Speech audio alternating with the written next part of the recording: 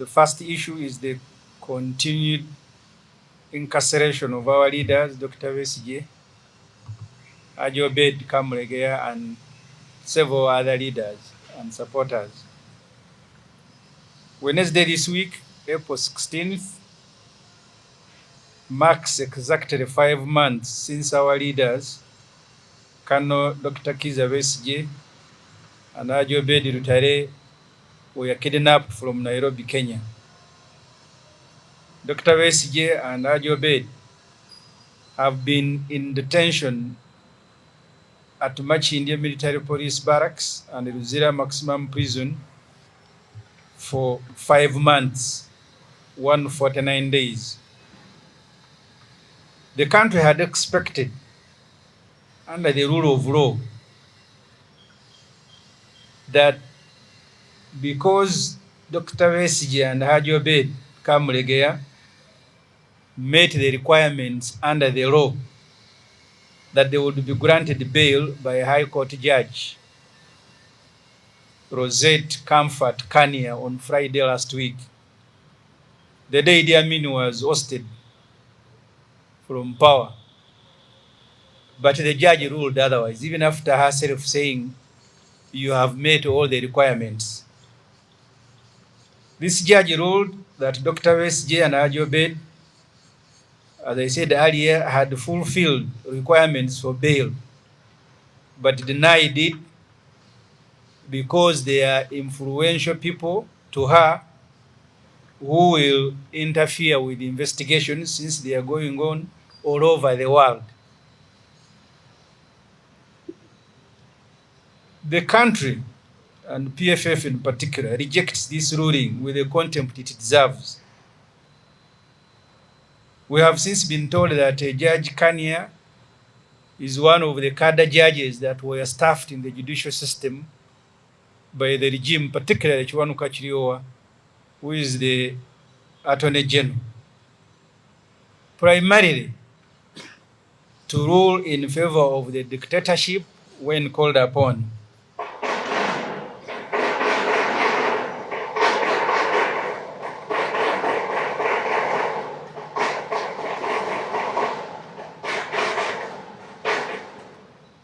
How on earth can a sane judge rule that although you have fulfilled all requirements for bail, I hereby deny?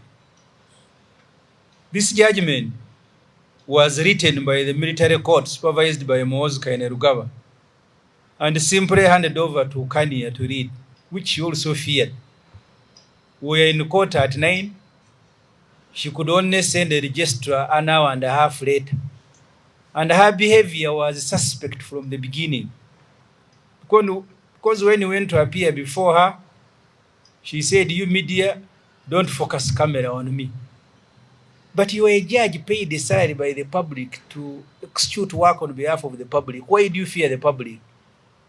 So her conduct was suspect from the beginning.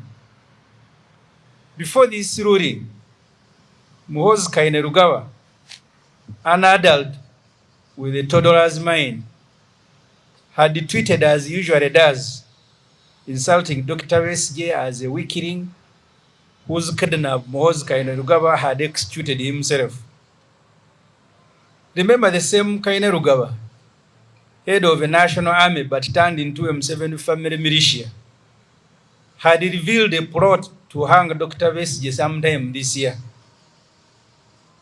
This is therefore to warn judicial officers of Kania's caliber that by aiding the dictatorship to trample on our rights and freedoms, you risk becoming a legitimate target of our struggle for freedom. You judges must not become pillars upon which this dictatorship is anchored. This is to tell the country that the plot, as earlier alluded to kill Dr. Besigye, we are aware of this plot. It is a desire of Museveni and his family that they eliminate Dr. Besigye. In our earlier meetings with Dr. Besigye, and Besigye is aware of this, he told us of how General Saleh had told him in 2001 that you, Besigye, we will isolate you and crush you. So Muhoozi is just repeating what the family had planned 2 decades ago.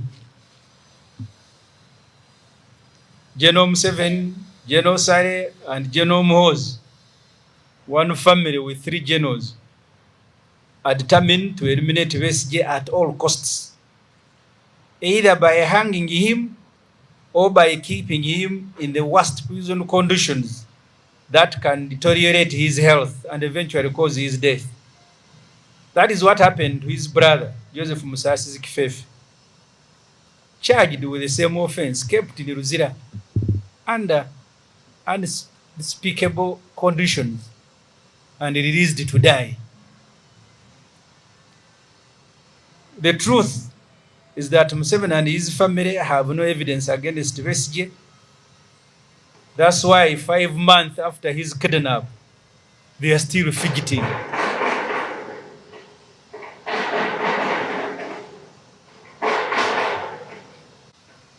You all saw them in Nakawa. They are now asking to access Besigye's phones to look for evidence. Yet Museveni was saying, you, the public, don't demand that Besigye should be released. You should demand for a quick trial. That's why they wanted the military kangaroo where no evidence is supposed to be presented. You saw how they sentenced Aaron Kiza, the lawyer. You don't even have to stand for trial. They can just sentence you and then hang you. That was the plot. While we are, and the country is angry with the judiciary and the Kenyans of this world, the original sin, don't forget, of kidnapping Dr. Besigye was committed by Museveni with the help of Kenyan President William Ruto. These trumped up treason charges against Dr. Besigye must be dropped. We demand, and the country demands, free Besigye, free Besigye, free Besigye.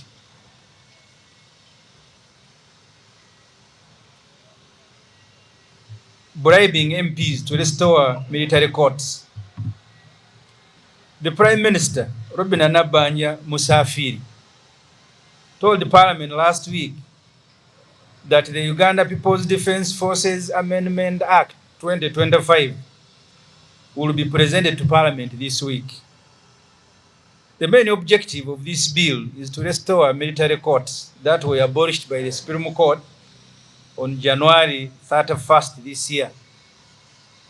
Specifically, the Supreme Court stopped military courts from trying civilians, but also in its shape, in the shape that it was. The Supreme Court ruled that military courts were not even fit to try military men themselves and women. Since then, Museveni has been convening meetings with his NRM MPs to try to circumvent the Supreme Court landmark judgment. The plot to restore military courts is now ready. Defense Minister Oboth will table the bill most likely tomorrow on Tuesday. MPs are alleged to have received 100 million each, partly to facilitate the passage of this law that in effect will overturn the judgment of the Supreme Court on trial of civilians by military courts. Once passed, Dr. Besigye, we have no doubt, will be returned to military courts under the amended law. This is therefore to warn Parliament as a whole and MPs as individually that there will be repercussions should they overturn the judgment of the Supreme Court. Because once you have overthrown the rule of law and the Constitution, then we no longer have a contract binding us together. We will now begin taking these things the way we see them and ask the public to do the same. Because the Constitution is the contract we have binding all of us together. If you overthrow it, then there is nothing. We will all deal with the situation the way we see it and ask the public to also do the same.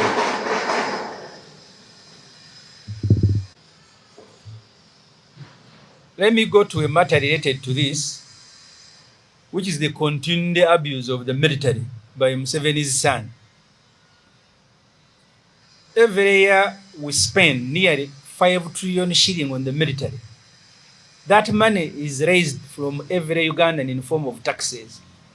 And this meter is supposed to offer a public good in return. That's why we pay them. You all may have witnessed the military deployed for a private personal purpose yesterday, that the military and the police, both of them are running because Muhoozi Kainerugaba is 51. That can only happen in Uganda. That the commander land force Muhanga somebody, the director of crime intelligence Brigadier Sebagala, with military vehicles, a convoy like the one of Museveni, they are all in Kololo to facilitate a run. Muhoozi has turned 51. I don't know what more must be done for Ugandans to realize that the country has been dismantled. We no longer have a country. And then you saw people, including some who are ministers in this government, that they are participating in overthrowing the constitution, and they are happy that you can deploy the military, you can deploy police and the cabinet with all government facilities to run because your son has turned 51. Here, Museveni, what more do you want to do to this country before you leave? They are now a big family. Can't they go and run somewhere at Entebbe Golf Course, Museveni and his children and grandchildren? But you must deploy a whole country to run the military, the police, and all the assets. My son has turned 51. So the country roads must be closed.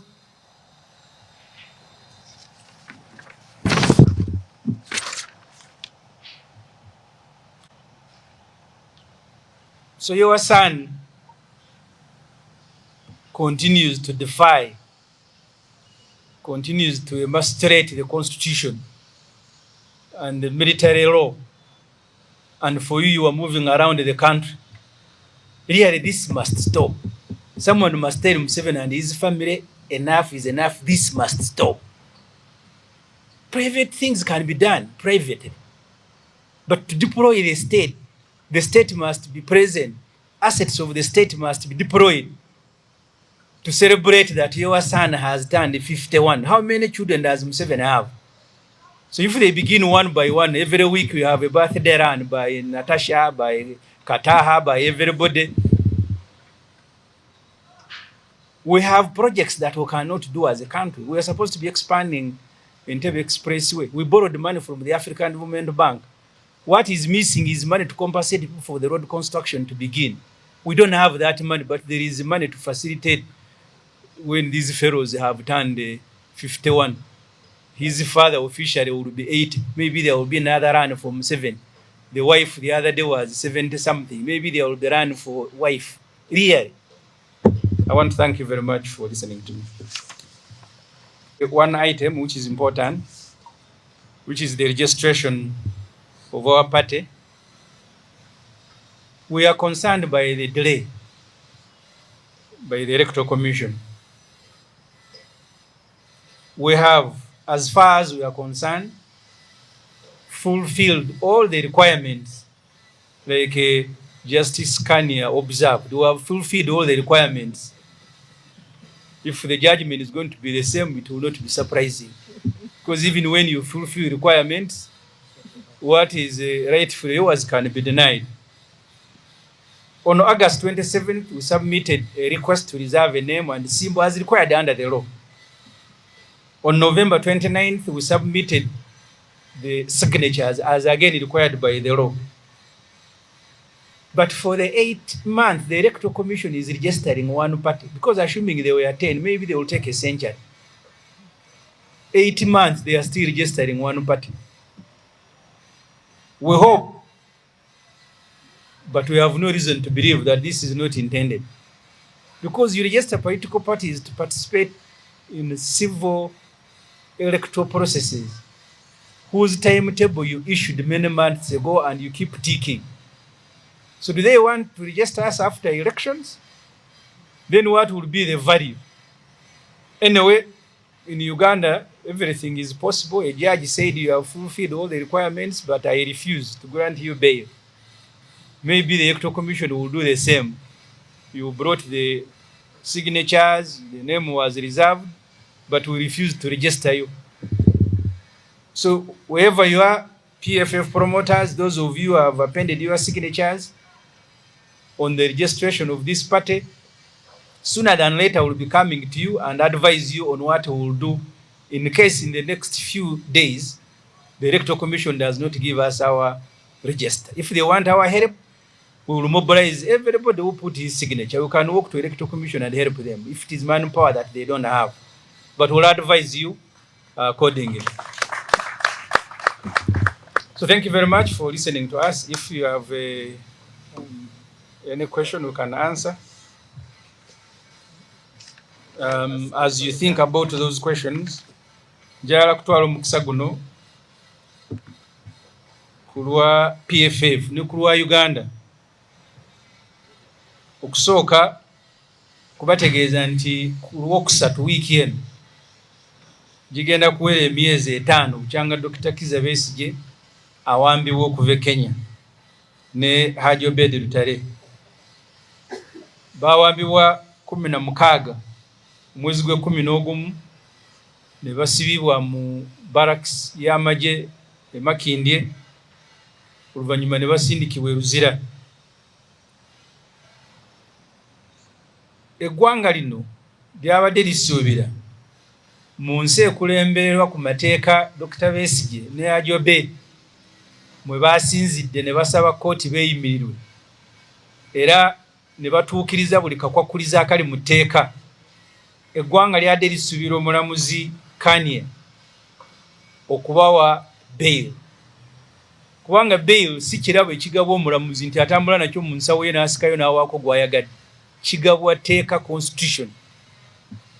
Ekyewuunyisa omulamuzi ono yagambye nti Dr. Besigye ne Haji Obed ebisaanyizo byonna nga bwe biri mu tteeka mu bituukiriza naye ŋŋaanyi n'abasindika ne baddayo e Luzira. Eno judgment buli munnayuganda waali, kubanga olwaleero Dr. Besigye ne Haji Obed be basabye okweyimirira, enkya tomanyi ani agenda kweyimirira. Buli munnayuganda alina okugivumirira n'okugirwanyisa okulaba nga tugijjawo.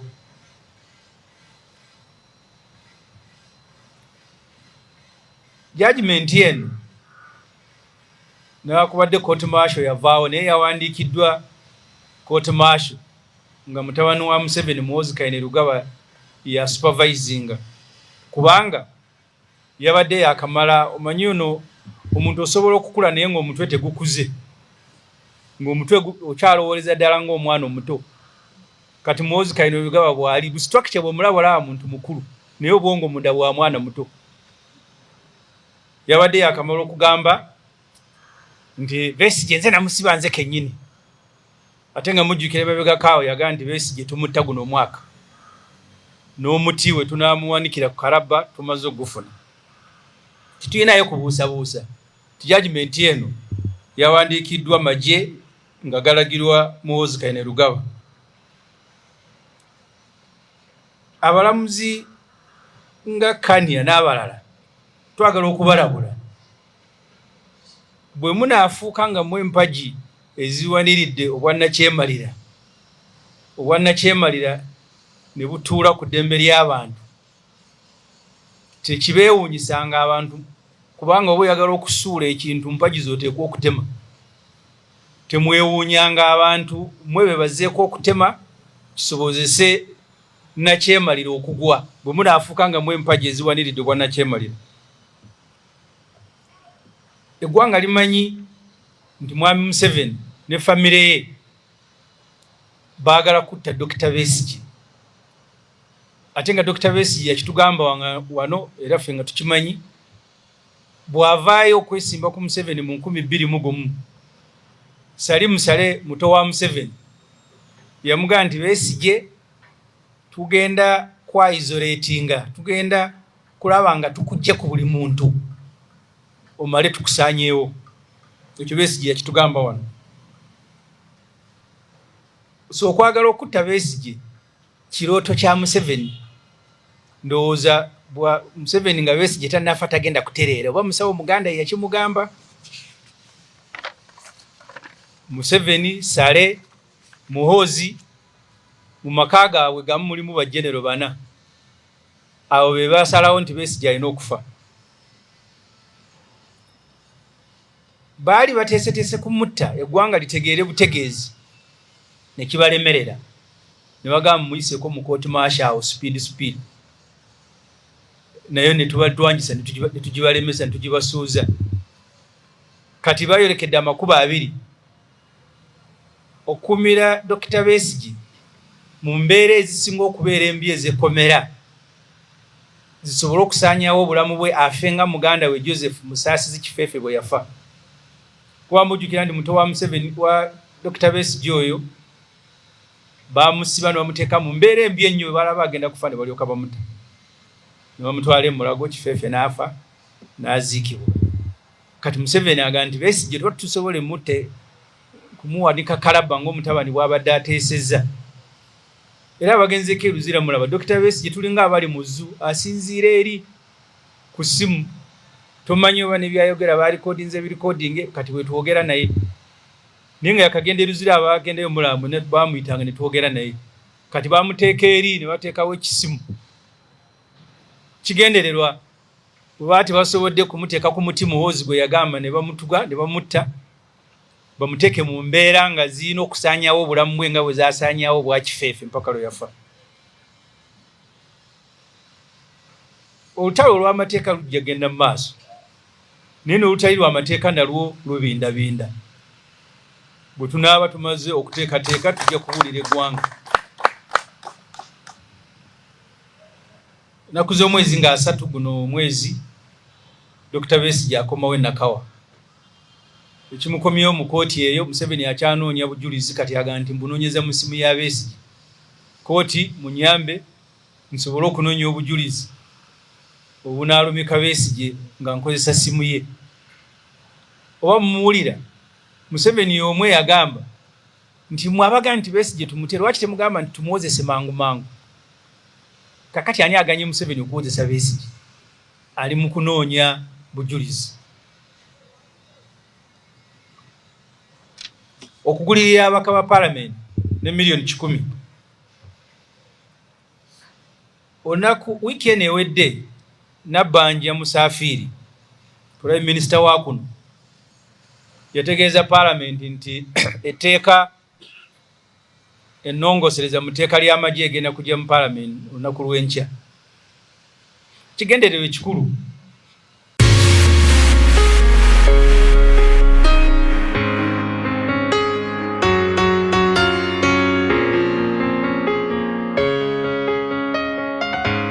njagala kutwala omukisa guno ku lwa PFF ne ku lwa Uganda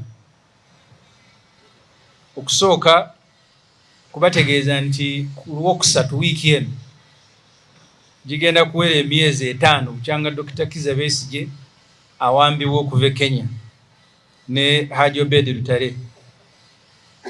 Bawambibwa 16 omwezi gwe 11 ne basibibwa mu barracks y'amagye e Makindye oluvannyuma ne basindikibwa e Luzira. Eggwanga lino lyabadde lisuubira mu nsi ekulembererwa ku mateeka Dr. Besigye ne Haji Obed mwe basinzidde ne basaba kooti beeyimirirwe era ne batuukiriza buli kakwakuliza akali mu tteeka. Eggwanga lyadde lisuubira omulamuzi Kanye okubawa bail kubanga bail si kirabo ekigabwa omulamuzi nti atambula nakyo mu nsawo ye n'asikayo n'awaako gw'ayagadde. Kigabwa tteeka constitution. Ekyewuunyisa omulamuzi ono yagambye nti Dr. Besigye ne Haji Obed ebisaanyizo byonna nga bwe biri mu tteeka mu bituukiriza naye ŋŋaanyi n'abasindika ne baddayo e Luzira. Eno judgment buli Munnayuganda waali kubanga olwaleero Dr. Besigye ne Haji Obed be basabye okweyimirira. Enkya tomanyi ani agenda kweyimirira. Buli Munnayuganda alina okugivumirira n'okugirwanyisa okulaba nga tugijjawo.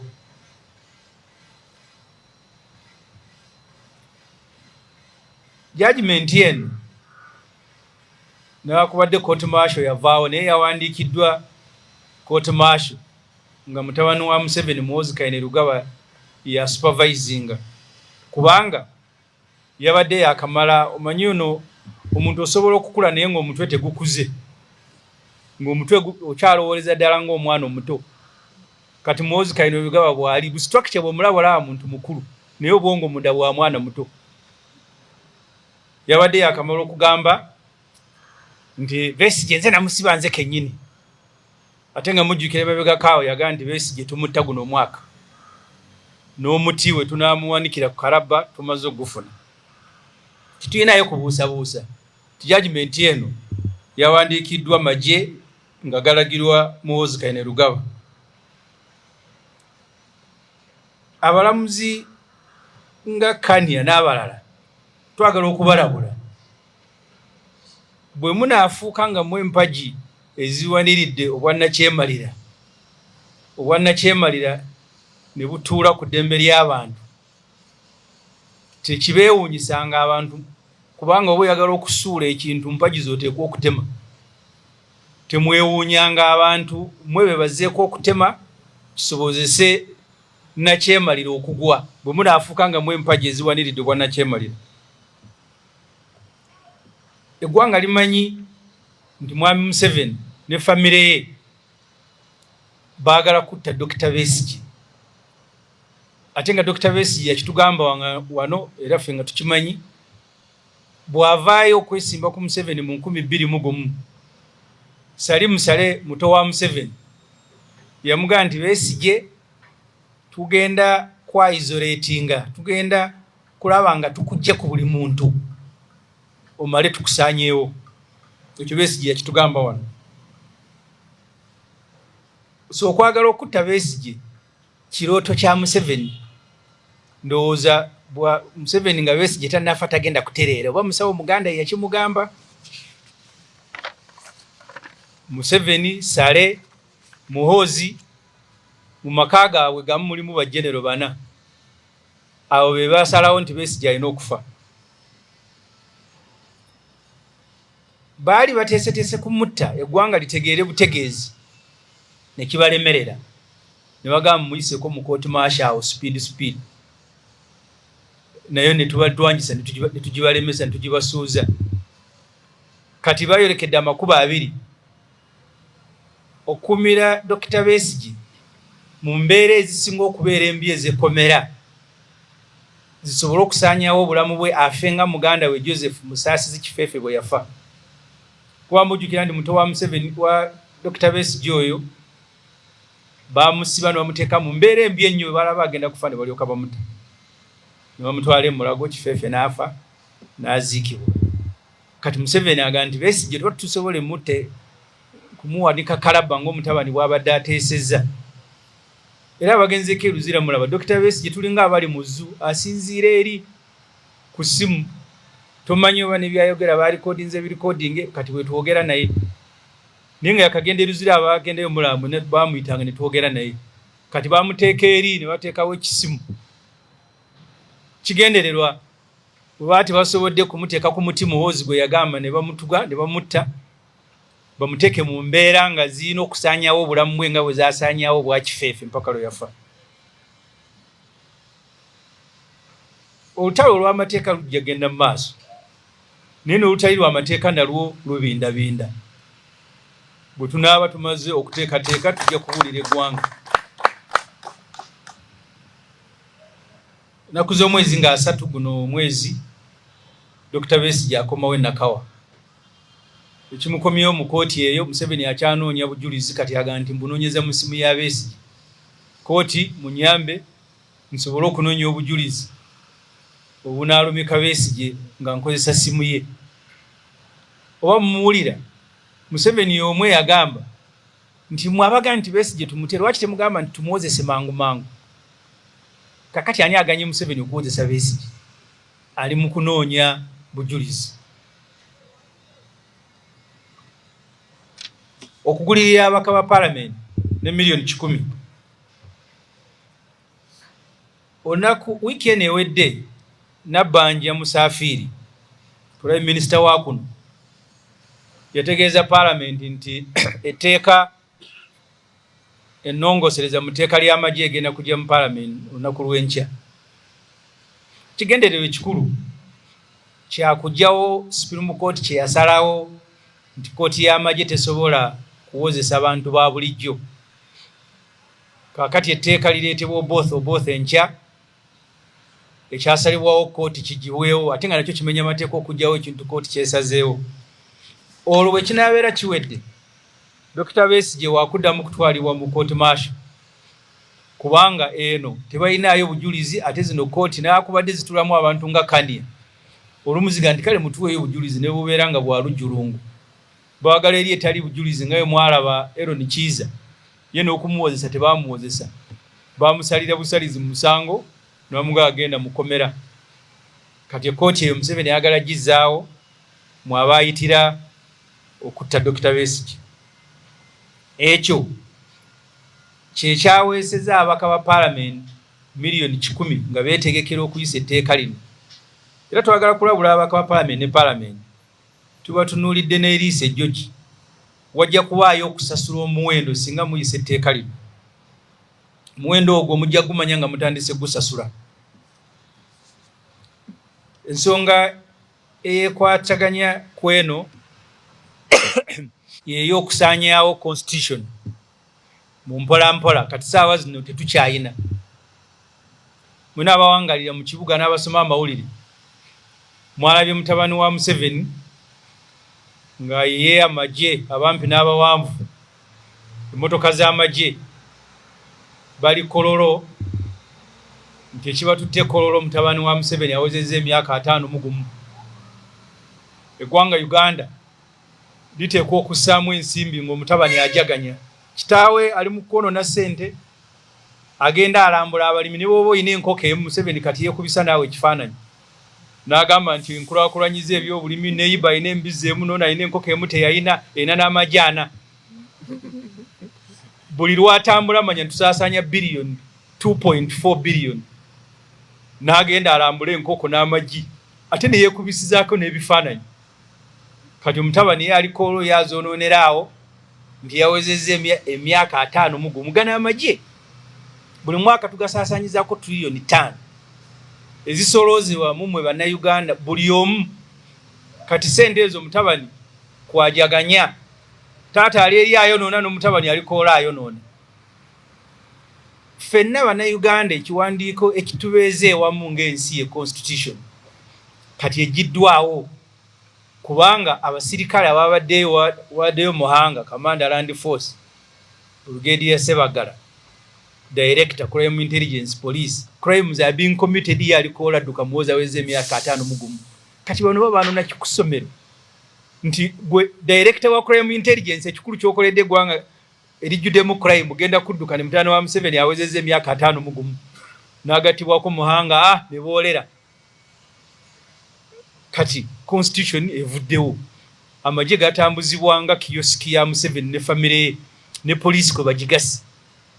Kakati constitution etugatte wamu bw'eba evuddewo buli omu alina kukwata bintu nga bw'abirabye. Era ffe bannayuganda kye tubekuutira simujja kuba nti mumwe kabagoberera amateeka ng'abakulembera tebakyagagoberera. Constitution tekkiriza wa amagye genda kwegatta n'abantu ba kibiina kya byabufuzi nga bali mu bintu ebyabwe eby'obuntu ogenda obegatteko otandike private interest. Mutano wa Museveni agala kubeera president naye amagye bwe mukulembedde ne police mmotoka zonna muziye mugadde amakubo. So constitution Museveni ne family ye bagijjeewo kati bafuga nga bwe baagala buli omu naawe olina kutandika kweyisa nga bw'oyagala. Eggwanga terikyali mu mateeka. Nnaku z'omwezi nga 27 twatwalira Electoral Commission ebiwandiiko 27 mwezi gw'omunaana omwaka oguwedde nga tubasaba okusinziira mu tteeka lya Political Parties and Organizations Act okuwandiisa ekibiina. Awo mumanyi twalwawo awo nga bagamba erinnya lyammwe kala ze mulina. Ennaku z'omwezi nga 29 ogw'Ekumi ne tubatwalira emikono egisemba okuwandiisa PFF. Kati emezi giwere ddala 8 Electoral Commission tenakutuwa certificate yaffe. Kitegeeza nti singa bagenda kuwandiisa ebibiina nga 10 kiyinza nizo batwalira emyaka nga 10 buli kibiina mwaka kubanga n'omwaka gunaatera okuwera. Ebisaanyizo byonna ebituwandiisa byonna twabimaliriza. Naye Electoral Commission okufaanaganako ne Kania ono omulamuzi eyasindise Besigye Luzira ndowooza erinze kaseera kayiteke tugambe nti nga byonna ebyetaagisa muteeka mwabituukiriza naye tuganye okubawandiisa. Mumanyi nti waliyo n'abantu kinoomu just one person abalina ebibiina nga biri ku register nga n'oyo omuntu omunoonyeza ku ssimu talina woofiisi we ziri. Naye nti abakulembeze abali wano nga buli omu mu Uganda abamanyi nti okuwandiisa ekibiina ekyaffe kitutte ebbanga lyonna naye ng'eky'abantu kinoomu tekyaweza na wiiki. Kati Uganda wo wetuuse twagala kugumya aba PFF yonna gye muli. Okutuwandiisa tekiri optional. Electoral Commission eteekwa okutuwandiisa. Bwegamba nti terina bakozi bamala tujja babulira olunaku ffenna abataddeko emikono n'abawagizi ba PFF. Bwe tunaagenda ku Electoral Commission tubayambeko bwe babeera nga abakozi balina tebamala okuwandiisa ekibiina kino. Lunaku lwe naatuuka tujja kubeera nga tubategeeza. Thank you very much for listening to us. Thank you very much. Have a nice day. Yes. Yes, why need you can ask.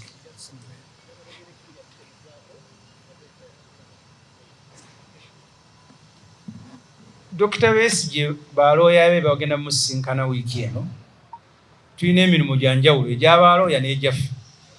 Egyaffe mirimu ki nadiri we gitandika tugenda kubategeeza nga tumaze okwetegeka. The legal team will be meeting Dr. Besigye this week because they are pursuing a legal path. The rest of us and Uganda, we are planning the next course of action and we will inform you when we are ready.